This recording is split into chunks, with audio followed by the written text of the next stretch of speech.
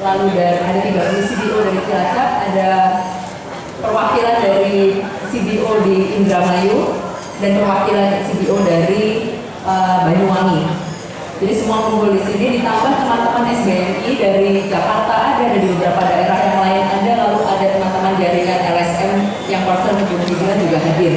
Lalu yang di sana itu teman-teman radio komunitas, jaringan radio komunitas Indonesia bersama-sama. Kalau Pak Jumhur lihat di sini sudah ada streamingnya ya, dan mereka mencoba streaming menggunakan film yang bisa dilihat oleh semua orang, termasuk jaringan buruh migran di internasional.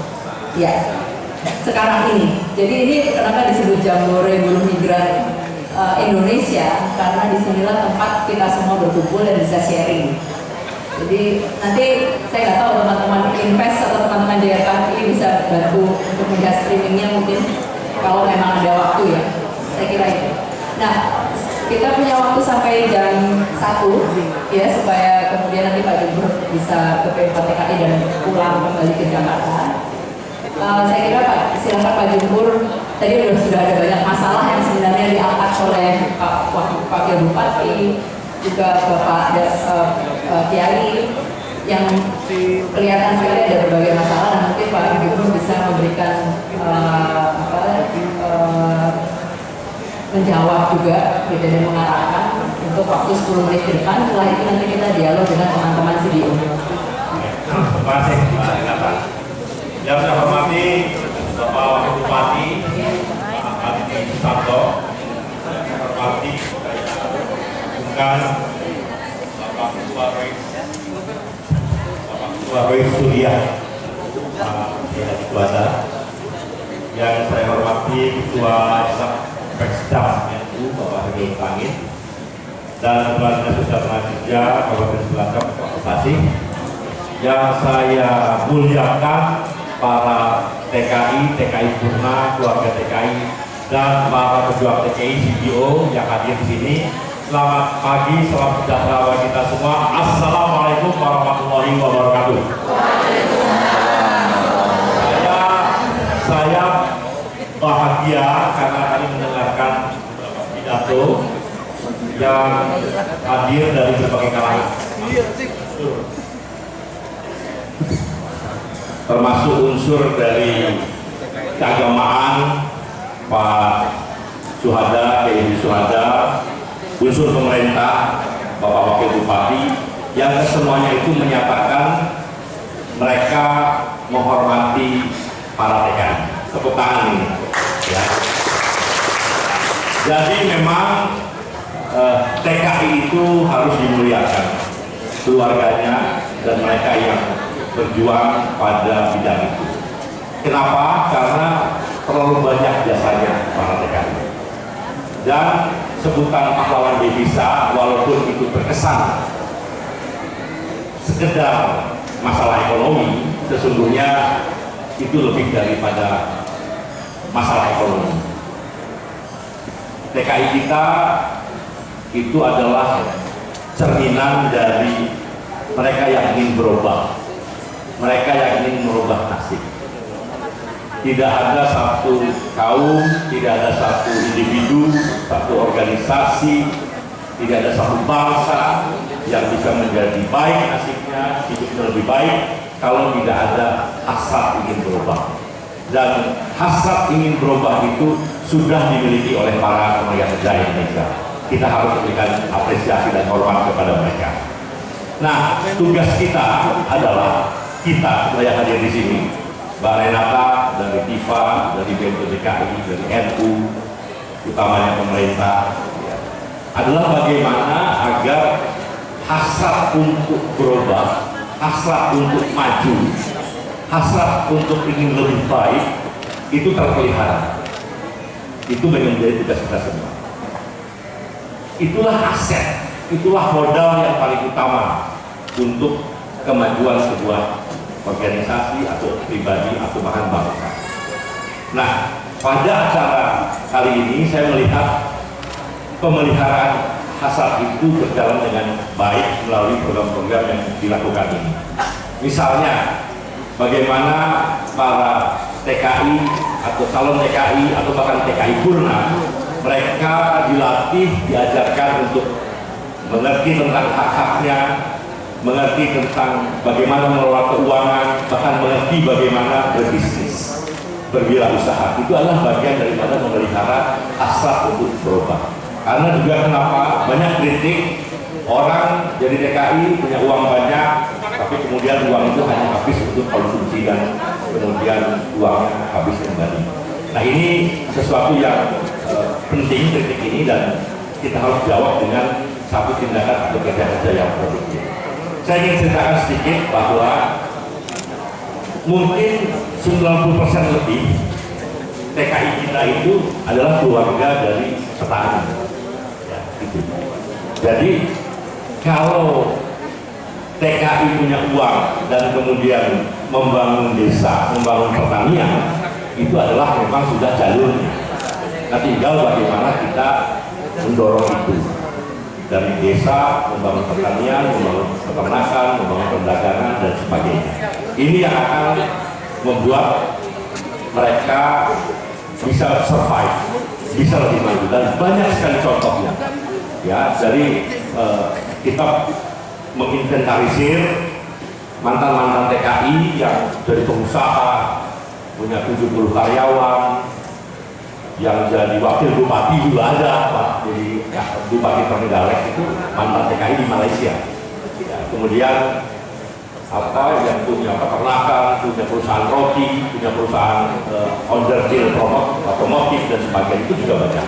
Yang membangun pertanian, ya, itu banyak. Dan itu sebetulnya bisa lebih banyak lagi kalau memang kerja-kerja bersama yang kita lakukan. Nah, Mbak Renata dan hadirin sekalian, pemerintah itu pasti peduli dengan TKI, pasti. Termasuk urusan JEDA. Jadi JEDA ini gini ceritanya. Orang biasa melayani ya, kantor desa. Kantor desa sehari melayani 100 orang, Pak Kiai. Tiba-tiba karena ada pemutihan yang mendadak, pemerintah Saudi mengumumkan TKI yang mau menjadi TKI yang berdokumen resmi, yang tidak kita sebut overstayer, atau sering orang menyebutnya ilegal atau tidak berdokumen, silakan membuat dokumen yang baru. Nah, tadinya yang sehari-hari katakanlah itu mengurus 500 orang, tiba-tiba sehari bisa 5.000 orang, 6.000 orang datang ke kantor yang sama pada waktu yang bersama karena mendadaknya pengumuman. Kira-kira juga kalau di kantor kepala desa ini biasanya melayani 100, tiba-tiba jadi 1.000 tanpa persiapan karena tidak diberikan notifikasi yang jelas, pasti akan menimbulkan kericuhan, bukan kerusuhan, ya, ricuh. Nah, itu yang terjadi. Jadi petugas-petugas kita di sana itu bekerja siang malam, bergadang sampai subuh, dan sudah melayani, bukan tidak bekerja. Jadi yang sudah dilayani sekarang itu, update terakhir saya dapat kemarin sore, itu sudah 54.000, Pak. 54.000 hanya dalam beberapa hari mempersiapkan dokumen dan sebagainya, karena dia kerja siang malam. Nah, kebetulan pada hari Sabtu kemarin, hari Minggu kemarin, tanggal 9, itu ada yang bisa khusus bahwa itu pendaftaran terakhir. Kalau nggak selesai hari itu, kamu tetap jadi TKI ilegal, gitu lah. Maka semua orang bergegas secara agresif ingin minta dilayani pada hari itu juga, sehingga sekitar 12.000 kumpul di sana. Dan padahal itu masih sampai tanggal 3 Juli. Bahkan sekarang ada pengumuman yang mengisyaratkan akan diperpanjang sampai 4 Oktober. Nah, karena kemarin itu urus pengumumannya begitu mengena kepada semua, akhirnya ya biasa orang Indonesia ya kalau nggak ada bakar-bakar nggak seru, ya bakarlah pembatas jalan yang merah-merah itu dibakar kan plastik ya, jadi apinya tuh hitam gitu. Kalau dilihat dari jauh sepertinya gedung itu kebakaran, padahal itu hanya sampah dan pembatas. Nah, kita bukan mengecilkan itu, tapi saya ingin menyampaikan juga bahwa apa yang sudah dikerjakan harus disampaikan. Jangan kalau kita melihat media seringkali seolah-olah pemerintah tidak bekerja. Itu tidak betul sama sekali. Jadi sudah 54.000 orang, Anda bayangkan 54.000 sebanyak apa itu orang, itu sudah dilayani dan sekarang terus bekerja. Asal tidak ada provokasi-provokasi yang memang tidak niatan. Nah, salah satu yang menarik bahwa mereka yang memprovokasi itu adalah mereka yang mendapat keuntungan dari hadirnya TKI tidak berdokumen.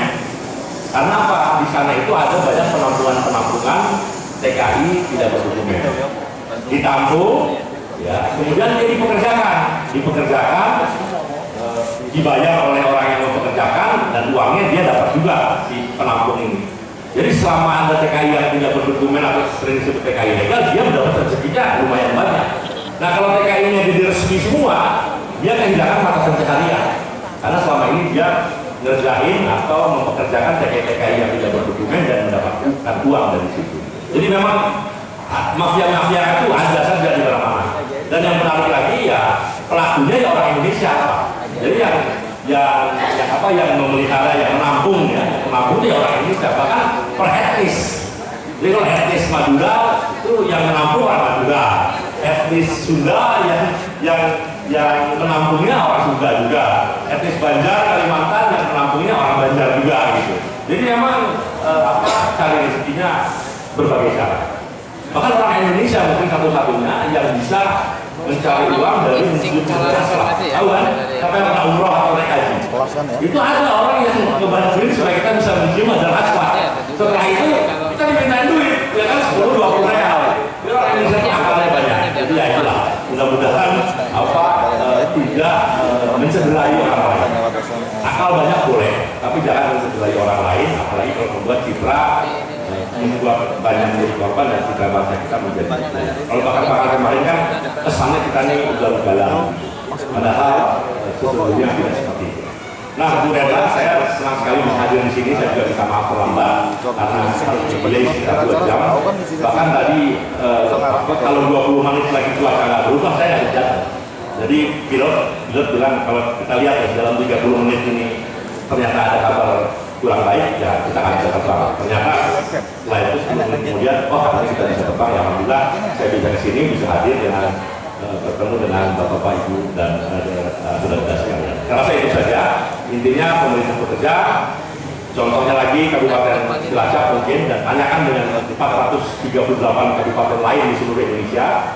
Semua sekarang setiap dinas tenaga kerja kabupaten kota mengetahui, menyeleksi, menginterview ya setiap mereka yang mau berangkat ke luar negeri, ya TKI. Kenapa? Karena itu memang perintah undang-undang, dan dengan sistem yang baru yang kita sudah online, maka tidak bisa lagi TKI langsung dibawa oleh orang ke TKI dan ke kantor BNPB TKI untuk diproses sekarang bangsa.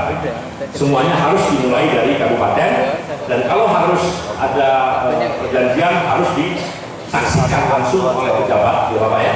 Dan itu perjanjian penempatan antara PPTKIS dengan TKI-nya setelah interview dan lain-lain itu disaksikan oleh pejabat. Jadi betul-betul dari awal kita benar supaya TKI yang berangkat betul-betul mereka siap dan mereka terlatih, skill dan sebagainya. Itu salah satu apa-apa yang sudah dilakukan. Jadi intinya pemerintah tidak diam, pemerintah bekerja baik di pusat, provinsi dan kabupaten khususnya untuk bekerja untuk melindungi adik-adik, karena adik-adik, bapak, ibu, bapak-bapak ini memberikan jasa yang besar bagi keluarganya, bagi daerahnya juga bagi bangsa. Terima kasih. Wassalamualaikum warahmatullahi wabarakatuh.